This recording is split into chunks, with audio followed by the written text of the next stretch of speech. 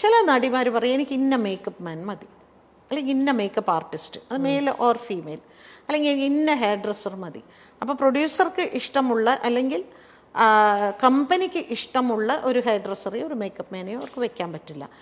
അങ്ങനെ നോക്കുകയാണെങ്കിൽ എല്ലാവരും പ്രമുഖരാണ്, എല്ലാവരും അവരവർക്ക് ആവശ്യമുള്ള ആളുകളെയാണ് അവർ ചൂസ് ചെയ്തുകൊണ്ടിരിക്കുന്നത്. എനിക്ക് ഇന്ന കോസ്റ്റ്യൂമർ മതി, അവരാണ് എനിക്ക് കറക്റ്റായിട്ട് കോസ്റ്റ്യൂം ഡിസൈൻ ചെയ്ത് തരുന്നത്.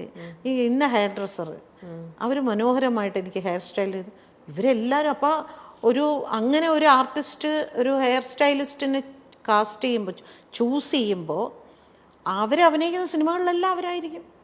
അപ്പം മറ്റവർക്ക് പണിയുണ്ടാവില്ല. അതൊക്കെ പ്രമുഖർ തന്നെയാണ്. ഇപ്പം ഞങ്ങളുടെ ഡബ്ബിങ്ങിൻ്റെ ഞാൻ പറയാം, നായിക ശബ്ദം മറ്റുള്ളതിലൊന്നും ഇവരാരും ഇടപെടില്ല. അതായത് നടന്മാർ അവർ പറയാറുണ്ട്, അവരുടെ ശബ്ദം വേണ്ട, നായികമാരുടെ വേണ്ടി പറയും. ആ നായിക പോലും ചിലപ്പോൾ അങ്ങനെ പറയാറില്ല, പക്ഷെ നടന്മാർ പറയും. അത് പ്രത്യേകിച്ച് മലയാള സിനിമയിൽ ഏറ്റവും വലിയൊരു നടൻ തന്നെ എൻ്റെ ഒരുപാട് സിനിമകൾക്ക് അദ്ദേഹം പറഞ്ഞിട്ടുണ്ട്, അവർ വേണ്ട, നമുക്ക് അവർ വേണ്ട ഒരുപാട് സിനിമകൾക്ക് പറഞ്ഞിട്ടുണ്ട്.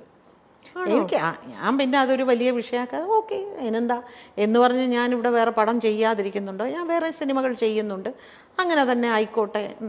അതൊക്കെ നമ്മൾ ഈസി ആയിട്ട് ഇതിൻ്റെ ഒരു ഭാഗമായിട്ട് എടുക്കുക, അത്രയേ ഉള്ളൂ. അതിനൊന്നും നമ്മൾ കൊടി ഉയർത്തി ഇതിൻ്റെ പിന്നാലെ ഒന്നും പോയിട്ടൊന്നും ഒരു കാര്യമില്ല. ആ നായികയ്ക്ക് വേണ്ടിയിട്ടാണ് ചേച്ചി ഇവിടെ ശബ്ദം കൊടുക്കുന്നത്. നായികയ്ക്ക് അവിടെ ഒരു വോയിസും ഇല്ല. ആ സിനിമയിലെ നായകനാണ് തീരുമാനിക്കുന്നത് ആർക്ക് എന്ത് ശബ്ദം കൊടുക്കണം എന്നുള്ളത്. അപ്പൊ അതൊരു പവർ ഗ്രൂപ്പിന്റെ ഓരോ ഇതെന്ന് പറയുന്നത് തന്നെ പവർ ഗ്രൂപ്പൊക്കെ ഉണ്ട്. അതില്ല എന്ന് പറഞ്ഞാൽ ഞാൻ സമ്മതിക്കില്ല. ഓക്കെ, പവർ ഗ്രൂപ്പിൽ സ്ത്രീകളുടെ റോള് താരതമ്യേന കുറവാണ് എന്നുള്ളതേ ഉള്ളൂ. കയറി നിൽക്കുന്ന തീർച്ചയായിട്ടും പുരുഷന്മാർ തന്നെയാണ്. ഈ സ്ത്രീകളാണെങ്കിൽ പോലും, സ്ത്രീകൾക്ക് ഇപ്പൊ ചേച്ചി പറഞ്ഞു, പുരുഷന്മാരെ നായകനെ ഡിസൈഡ് ചെയ്യാനുള്ള ഒരു പവർ അവർക്ക് അല്ലെങ്കിൽ ഒരു വോയിസ് ഉണ്ടാവില്ല. എന്നിരുന്നാൽ കൂടെ അവരുടെ കൂടെ അഭിനയിക്കുന്ന ബാക്കി കോ ആർട്ടിസ്റ്റുകൾ അവരാരൊക്കെ വേണം, അല്ലെങ്കിൽ എനിക്കിപ്പം ഒരാളുമായിട്ട് എനിക്ക് വലിയ താല്പര്യമില്ല, അപ്പൊ എന്റെ സിനിമയിൽ അവരാണ് എന്റെ സിസ്റ്ററായിട്ടോ എന്റെ ഫ്രണ്ടായിട്ടോ വരുന്നതെങ്കിൽ അങ്ങനെയും അവരവിടെ ചെയ്യിക്കാറുണ്ടാവും അല്ലേ?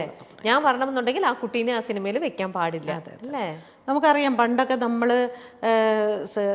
പ്രേം നസീർ സാറിൻ്റെ കാലത്തൊക്കെ നസീർ സാറ് ഷൂട്ടിംഗ് സെറ്റിൽ പോയിരിക്കുമ്പോഴാണ് ഓരോ ആർട്ടിസ്റ്റിന് ഇതിലേത് കഥാപാത്രമാണ് ചെയ്യുന്നത് എന്ന് സാറ് ചോദിക്കുമ്പോഴാണ് സാറിന് അറിയുന്നത് സാറിൻ്റെ അനിയത്തിയായിട്ട് അവരാണെന്ന്. ഇന്നങ്ങനെയല്ല. ഇന്ന് ഇവർ പറയും എൻ്റെ അനിയത്തി ആരാകണം, എൻ്റെ ചേച്ചി ആരാകണം, എൻ്റെ അമ്മ ആരാകണം, എൻ്റെ കാമുകി ആരാകണം, ഇതെല്ലാം അവർ പറയുന്നതനുസരിച്ച് തന്നെയാണ് പോകുന്നത്. പക്ഷെ അതൊന്നും ഒരു നിയമം കൊണ്ടൊന്നും അതൊന്നും മാറ്റാനൊന്നും പറ്റില്ല. പക്ഷെ അത് മലയാളത്തിൽ മാത്രമല്ലല്ലോ ഇപ്പൊ ഉള്ളത്, ഇവിടെ കുറവാ അല്ലേ? പുറത്തേക്കൊക്കെ ഇവിടെ കുറവാണ്. അവിടെ ഏത് തിയേറ്റർ റിലീസ് ചെയ്യണം എന്ന് വരെ അവര് തീരുമാനിക്കും. ഏത് പിന്നെ സെന്ററിലേക്ക് ഇത് പോണം, എവിടെയൊക്കെ പോണം, ഇത് എങ്ങനെ റിലീസ് ചെയ്യണം, എന്ന് റിലീസ് ചെയ്യണം എന്ന് വരെ അവർ പറയും. ഇവിടെ പക്ഷെ അത്രയായിട്ടില്ല. നമ്മുടെ പവർ ഗ്രൂപ്പ് ഇനിയും അവരുടെ ലെവലിൽ വളരേണ്ടിയിരിക്കുന്നു. ഓക്കെ, സിനിമാ മേഖലയിൽ നടക്കുന്ന പ്രശ്നങ്ങൾ പുറത്തു വരുന്നത് മറ്റു മേഖലകളിലും നവീകരണത്തിന് വഴിതെളിക്കുമോ? സിനിമയിൽ വരുന്നത് മറ്റു മേഖലകളിൽ നമ്മുടെ ഇപ്പം നടന്നുകൊണ്ടിരിക്കുന്ന സംഭവം സിനിമയിൽ മാത്രമുള്ളതല്ലല്ലോ. ഈ സംഭവങ്ങളൊക്കെ വേറെ ഏത് ഇൻഡസ്ട്രിയിലും വേറെ എല്ലാ മേഖലകളിലും ഉള്ളതാണ്. അല്ല, ഇതുപോലെ ഒരു കമ്മിറ്റി എല്ലാ മേഖലയിലും വരണം എന്ന് എനിക്കൊരാഗ്രഹമുണ്ട്. രാഷ്ട്രീയത്തിൽ ഒരു കമ്മിറ്റി കൊണ്ടുവരണം. എത്രമാത്രം ഇത്തരത്തിലുള്ള പ്രശ്നങ്ങൾ അവിടുത്തെ സ്ത്രീകൾ അനുഭവിക്കുന്നുണ്ട് പറയണം. അതുപോലെ ആശുപത്രികളിൽ, ജോലി സ്ഥലങ്ങളിൽ, പിന്നെ ഈ പറയുന്ന സർക്കാർ, ഇവിടെയൊക്കെ ഇതുപോലെ ഓരോ കമ്മിറ്റി വെക്കട്ടെ. അപ്പം അറിയാം.